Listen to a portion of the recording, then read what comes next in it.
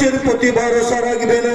আপনারা আমরা যদি নিরপেক্ষভাবে দৃষ্টিভঙ্গিতে তাকাই, আপনারা আমার কাছে যদি কোনো কাজ পেশ আসে, তো পেশ আসলে আমরা বলি অমুক নেতার কাছে চল, অমুক মেম্বারের কাছে চল, অমুক জায়গায় চল, তবে কাজ সমাধা হবে। আল্লাহ রাব্বুল ইজ্জত বলে দিলেন, বান্দা তোর কারে কাজ সমাধা হবে না, আমার কাছেই সমাধা হবে। যা করার আমি করে দিব। তাই আল্লাহ পদ্ধতি বলে দিলেন, অন্য আয়াতে বলে দিলেন, আল্লাহ রাব্বুল ইজ্জত বলেছেন, ওয়াস্তাইনু বিস-সাবরি ওয়াস-সালাহ ইন্নাল্লাহা মা'আস-সাবিরিন। আল্লাহ বলেন, বান্দা তুমি নামাজের সাথে সমস্ত কিছু ধৈর্য ধারণ করো, আর যা কিছু চাহার মানে আমার কাছে চাও। 2 রাকাত নামাজ পড়ো আর আমার কাছে সমস্ত রকমের সাহায্য সামান চলে আসো। এই কথা শেষ, আমার সময়ও শেষ।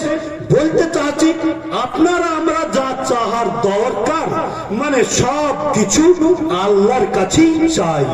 আর আল্লাহর কাছে যখন চাইতে শিখবো, তখন বান্দার কাছে চাহা থেকে মুক্তি হবে। বান্দার কাছে চাহার কোনো প্রয়োজন নাই, বান্দা আপনার দিয়ে পেট ভরাতেও পারবে না। এই প্রসঙ্গে একটা কথা উদ্ধৃতি তুলে ধরি। বাদশাহ আপনার শাহজাহান বাদশাহ ছিলেন। সেই বাদশার কাছে একজন ভিখারি এসেছে যে বাদশার কাছে কিছু চাইবে, এই উদ্দেশ্য নিয়ে এসেছে। তো সেই ভিখারির চাহা দেখে ওই বাদশাহ আবার অন্য বাদশার কাছে চাইছে, 2 হাত তুলে কান্না করছে, বলছে, আল্লাহ তুমি আমার সমস্ত প্রয়োজন মেটাও, তুমি সব কিছুর মালিক, তুমি রুজির মালিক, তুমি দাতা, তুমি আমার প্রয়োজন মিটিয়ে দাও। তখন এই বলে যখন চাইলেন, ফকির চলে গেছে। বাদশাহ দেখলেন যে ফকিরটা ভিড়ে চলে যাচ্ছে। বলছে, ভাই আপনি কি জন্য এসেছিলেন, একটু ব্যাপারটা বলেন।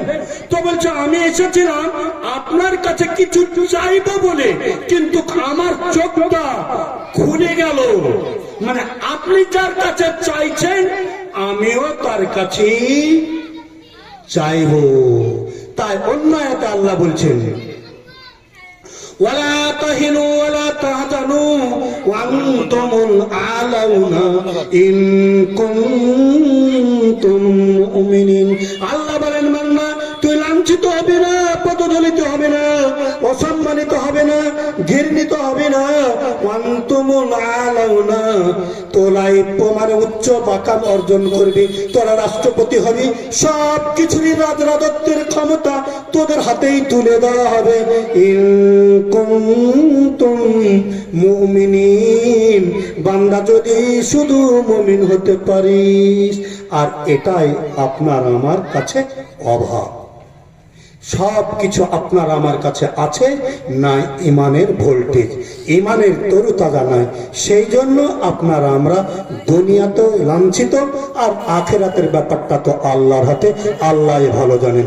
আল্লাহ পাক বলনেওয়ালা শুননেওয়ালা, এবার প্রত্যেকেই জানে, আমল করার তৌফিক দান করেন। এই বলে আমি আমার সংক্ষিপ্ত কথা শেষ করলাম। আরো বক্তা যেহেতু আমার পিছনে অপেক্ষায় আছে, সেই বলে আল্লাহ পাক বলনেওয়ালা শুননেওয়ালা সকলকেই জানে, আমল করার তৌফিক দান করেন। ওয়া আখিরি দাওয়ানা আনিল হামদুলিল্লাহি রাব্বিল আলামিন।